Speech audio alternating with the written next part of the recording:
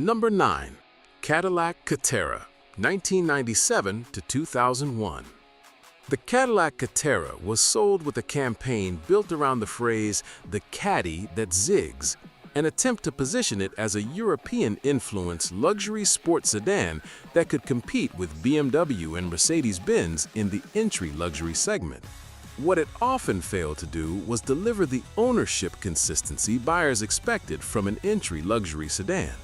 The Catera's rebadged Opel Omega with a 3.0-liter V6 that developed the engine's timing belt maintenance proved far less forgiving than many owners expected.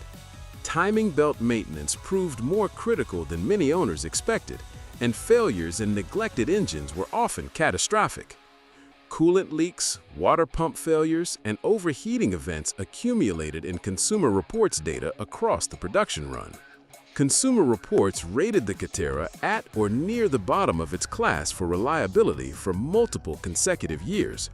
The thin dealer network for a German-built Cadillac made difficult repairs more difficult. Technicians trained for domestic Cadillac platforms were not always equipped to resolve failures specific to the Opel architecture underneath. Cadillac discontinued the Catera in 2001. Its reliability record made the argument that Cadillac could compete with European luxury brands on quality impossible to sustain. Number 8. Land Rover Discovery Series 1, 1994 to 1999. The Land Rover Discovery arrived in the American market carrying one of the most durable reputations in global off-road history, a British heritage that had been built across decades of genuine capability in demanding environments. What American buyers received in the 1990s was a vehicle whose capability in the field was frequently overshadowed by its inability to function reliably on the way to the field. The Series 1 Discovery's electrical architecture was its most consistent failure point. Window regulators failed in patterns owners described as routine rather than exceptional. Air conditioning compressors, central locking, and instrument cluster behavior generated complaint volumes that Land Rover's American dealer network was inadequately positioned to resolve. Electrical systems, cooling concerns, and drivetrain and transmission-related complaints accumulated across ownership reports.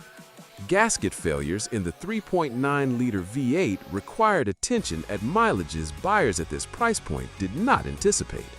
Consumer Reports consistently rated the Discovery among the least reliable SUVs in the American market across multiple production years.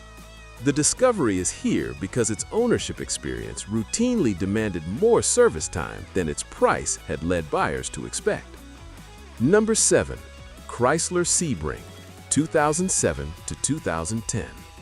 The Chrysler Sebring arrived in 2007 positioned as the company's mainstream mid-size competitor, the car that would challenge the Honda Accord and Toyota Camry in the segment that defines American automotive credibility.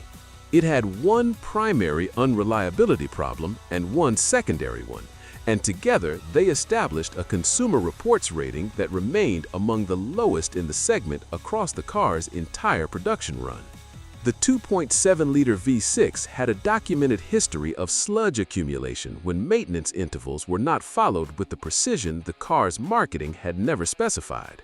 Ordinary owner behavior, the engine proved unusually sensitive to neglected maintenance compared with competitors in the segment. The 4-speed automatic generated its own complaints around hesitation and premature wear. Interior quality fell measurably short of the Japanese competitors the car was positioned against.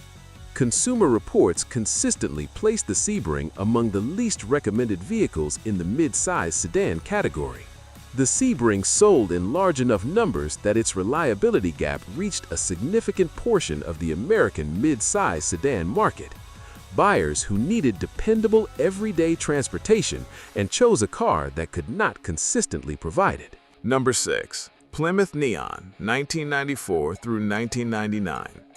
The Plymouth Neon arrived with the most effective marketing of any Chrysler compact in years, a cheerful personality, competitive pricing, and a genuine sense that the domestic industry had finally built a small car worth choosing. The head gasket did not share that enthusiasm. The 2.0-liter four-cylinder developed a documented pattern of head gasket failure across early production years that was widespread enough to generate significant owner complaints and extended warranty attention, along with repair costs that owners in the third and fourth year of ownership found difficult to reconcile with the car's original price. The failure was not universal. Not every Neon experienced it, but it was consistent enough across enough units that Consumer Reports tracked it as a defining reliability concern for the model across multiple production years. Chrysler's response evolved over time, and later production improved the situation meaningfully. But the buyers who purchased early examples absorbed the cost of a problem that should have been identified during development. The Neon's unreliability mattered beyond its own figures because it arrived at precisely the moment Chrysler needed buyers to believe the quality gap with Japan had closed. Number 5. Dodge Caliber, 2007 through 2012. The Dodge Caliber represented Chrysler's attempt to compete in the compact hatchback segment against the Honda Civic and Toyota Corolla, a direct statement that the brand was ready to challenge the Japanese manufacturers on their strongest ground. The reliability record that followed was a direct statement that it was not. Consumer Reports rated the Caliber below average for reliability across most of its production run, with complaints concentrated in the continuously variable transmission, electrical systems, and powertrain components.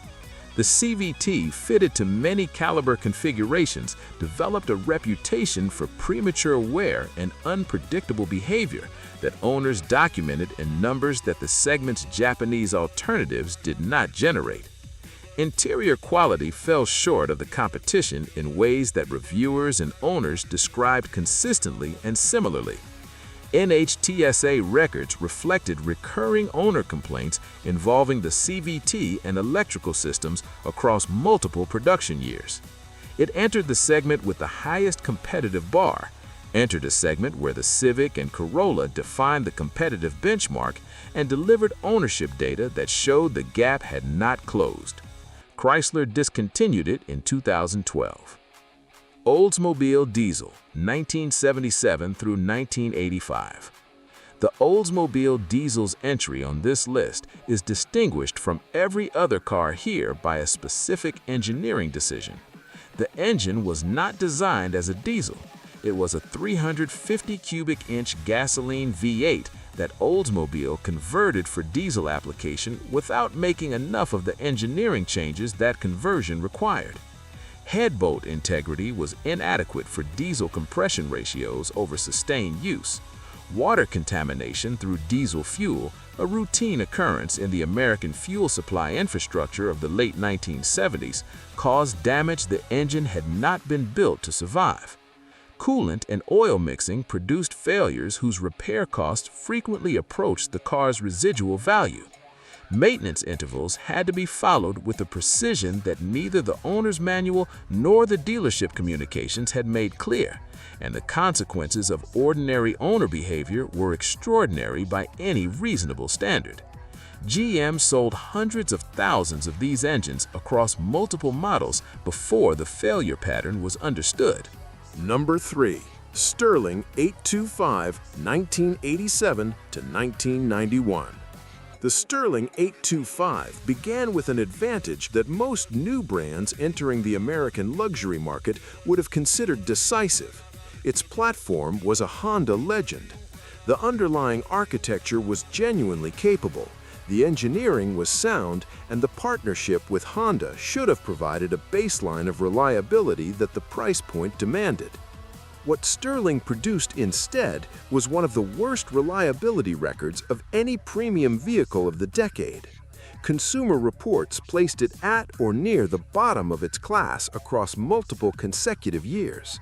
The electrical systems Rover layered onto the Honda architecture proved problematic in ways the thin Sterling dealer network could not resolve consistently. Air conditioning failures, instrument cluster malfunctions, and assorted electronic faults accumulated in cars that cost buyers $20,000 to $22,000 at a time when that figure carried significant expectations. Owners were paying luxury car prices for reliability problems more commonly associated with low-volume experimentation. Sterling withdrew from the American market in 1991, 4 years after launch. It did not fail because the underlying platform was bad. Rover failed to deliver the reliability buyers reasonably expected from a Honda-derived platform. Number 2. Chevrolet Vega, 1971 to 1977. Motor Trend named the Chevrolet Vega its Car of the Year for 1971. The aluminum inline-4 that powered it became one of the most extensively documented engine reliability failures in American automotive history. Both of these facts are accurate, and their coexistence is the essential fact about the Vega. The 2.3-liter aluminum engine used a cylinder bore design without conventional iron liners, an approach that required thermal management that proved difficult to sustain under real-world ownership conditions. In practice, overheating and cylinder distortion became common under real-world use. Oil consumption climbed, and engine wear accelerated well beyond typical service expectations. The recall record across the production run was extensive, covering axle, throttle, and engine-related issues across multiple separate campaigns. Rust consumed body panels and floor sections within 2 to 3 seasons in cold climates, a deterioration rate that affected cars whose buyers had chosen them specifically because the price implied an acceptable cost of ownership. More than 2 million units were sold, transforming a niche engineering failure into a mass-market reliability record that shaped how a generation of buyers understood what domestic manufacturers were willing to deliver. Number 1. Chevrolet Cobalt, 2005 to 2010.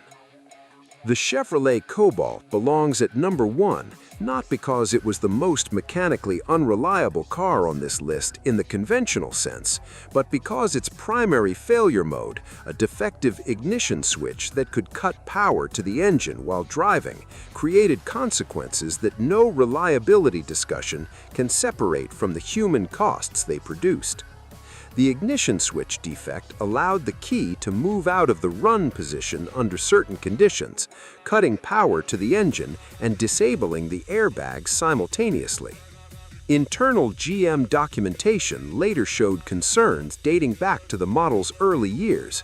The company did not issue a recall until 2014, a decade later, after a pattern of crashes and fatalities had accumulated in the data. Congressional investigations later showed that knowledge of the defect existed within GM years before the recall. GM eventually linked the defect to 124 deaths, though independent analyses produced significantly higher figures. The recall ultimately covered 2.6 million vehicles. The Cobalt is at number 1 because unreliability at its most serious is not about inconvenience. It is about what happens when a known failure is left in cars on the road, and what that costs the people who were never told.